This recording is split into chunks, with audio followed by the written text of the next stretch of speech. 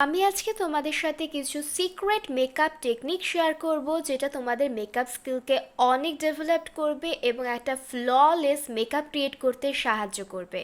চলো দেরি না করে আজকের ভিডিওটাকে স্টার্ট করি। স্কিনটাকে প্রপার ময়শ্চারাইজ করার পর আমি কালার বারের একটা প্রাইমার ইউজ করছি টি জোনে, যেখানে সবচেয়ে বেশি ঘাম হয় সেই জায়গাটায় প্রাইমার অ্যাপ্লাই করব।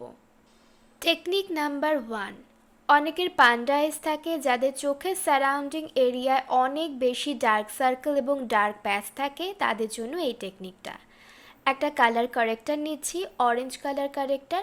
চোখের নিচের সাথে সাথে কিন্তু চোখের ওপরেও আমি কালার কারেক্টারটাকে খুব ভালো করে অ্যাপ্লাই করছি। আমরা সাধারণত নিচে অ্যাপ্লাই করি এবং ওপরে অ্যাপ্লাই করি না, তাই প্রপার ওয়েতে ডার্ক সার্কেলটা কিন্তু হিল হয় না।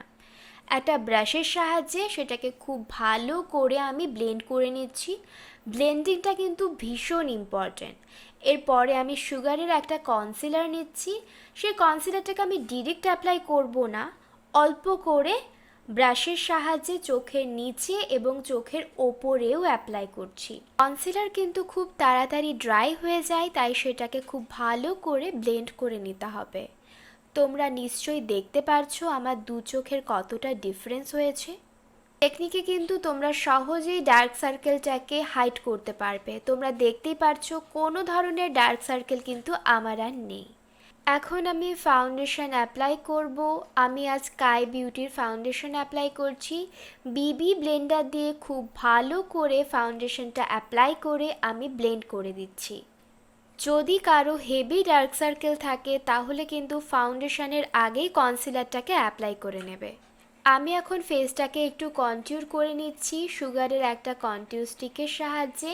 চিকবোনে একটা কন্ট্যুর লাইন ক্রিয়েট করছি এবং জ লাইনে।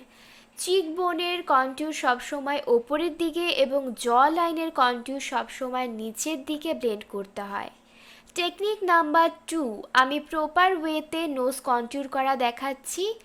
ছোট একটা ব্রাশের প্রোডাক্ট নিয়েছি, খুব সূক্ষ্ম করে আমি নোজে লাইন ক্রিয়েট করব। দুপাশে ব্রিজ অফ দ্য নোজটাকে ছেড়ে নোজের দুপাশে আমি লাইনটাকে লম্বালম্বি ক্রিয়েট করছি, তোমরা দেখতেই পারছো।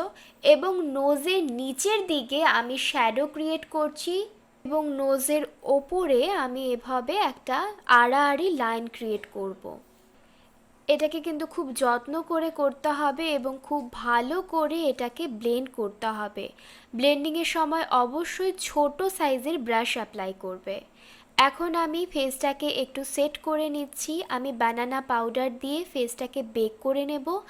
আন্ডার আইজের নিচে অ্যাপ্লাই করব এবং চোখের ইনার কর্নারে আমি বানানা পাউডার ইউজ করছি আইসটাকে সেট করার জন্য। কনসিলার অ্যাপ্লাই করার পর কিন্তু কনসিলারটাকে ভালো করে পাউডার দিয়ে সেট করে নিতে হবে। ব্রাশের সাহায্যে এক্সেস পাউডারগুলো আমি ব্রাশ আউট করে নিচ্ছি। এখন আমি ব্লাশ অ্যাপ্লাই করব। এটা টেকনিক নাম্বার 3। ব্লাশটাকে যদি চিক্সের মিডিল পার্টে অ্যাপ্লাই না করে চিক্সের সাইডে অ্যাপ্লাই করা হয় চিকবোনের ঠিক ওপরে, তাহলে কিন্তু আমাদের ফেসটা অনেক বেশি ইনহ্যান্স দেখাবে। আমরা যদি ফেসের সামনের দিকে ব্লাশ অ্যাপ্লাই করি তাহলে আমাদের ফেসটা কিন্তু অনেক বেশি ফ্ল্যাট দেখায়। এই টেকনিকটা ফলো করলে তোমাদের ফেসটা অনেক বেশি শার্প দেখাবে। আমি এখন ফেসে হাইলাইটার অ্যাপ্লাই করছি। এটা মেকআপ রেভলিউশনের হাইলাইটার। হাইলাইটেড পয়েন্টে খুব ভালো করে হাইলাইটার অ্যাপ্লাই করে নিতে হবে এবং নোজটা কিন্তু খুব ভালো করে হাইলাইট করতে হবে। টেকনিক নাম্বার 4, যাদের লিপস আমার মতো পাতলা অথবা লিপসের ধারগুলো অনেক বেশি শার্প নয় তাদের জন্য এই টেকনিকটা। কনসিলার নিচ্ছি। কনসিলারটাকে আমি লিপসের সাইড বরাবর লাইন ক্রিয়েট করব কনসিলার দিয়ে। ছোট্ট একটা ব্রাশ নিয়েছি।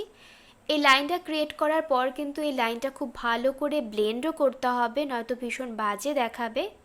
এভাবে তোমরা যদি লাইন ক্রিয়েট করো তাহলে কিন্তু তুমি একটা অনেক ভালো বোল্ড লিপ তুমি ক্রিয়েট করতে পারবে।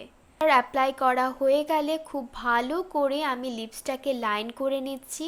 যেই ধরনের লিপের শেপ তোমার পছন্দ সেই অনুযায়ী লিপসটাকে লাইন করে নেবে এবং তারপর লিপসটাকে লিপস্টিক দিয়ে ফিল করে নেবে। এই হলো আমার ফাইনাল লুক। আমি তোমাদের সাথে কিছু মেকআপ টেকনিক শেয়ার করলাম। আশা করি ভিডিওটা তোমাদের ভালো লেগেছে। ভিডিও ভালো লাগলে অবশ্যই আমার চ্যানেলটাকে সাবস্ক্রাইব করবে এবং আমার ফেসবুক পেজটাকেও কিন্তু ফলো করতে ভুলবে না। আজকে এখানেই বিদায় নিচ্ছি, দেখা হবে আবার পরবর্তী ভিডিওতে। টাটা।